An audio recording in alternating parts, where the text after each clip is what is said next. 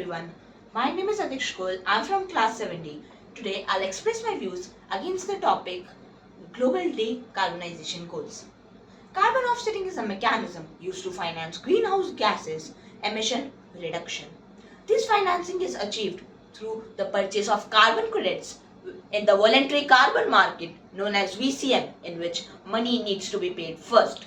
A carbon credit represents 1 ton of greenhouse gases deemed to have been removed from the atmosphere. Offsets is booming. It's a huge business dollar spread across the whole world.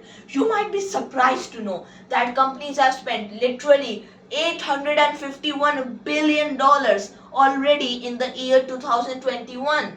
Robust carbon offsetting strategies acknowledge that offsetting is no replacement for emission reduction. Reducing emissions should be the primary focus of a net zero strategy. The main reason why this strategy doesn't work is because it is difficult to predict how much CO2 will be saved through a given project. The estimates used to calculate carbon credits are often overly generous. This strategy can be seen as unethical because it does not work on the main core issue of reducing CO2 from the atmosphere. It creates a wealth gap between rich and poor countries. Rich countries can afford these strategies while poor countries can't. This can be also used as greenwashing.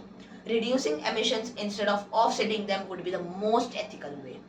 This strategy also provides an excuse and can create a false impression on public saying that pollution can continue without harming the environment or raise global temperatures, providing a license of business as usual. So, as a global society, we need to implement multiple ways of tackling the environment, which includes supporting reforestation by planting plants, counteracting deforestation, financing renewable technologies like solar energy, and the infrastructure needed to expand our reach. Thank you.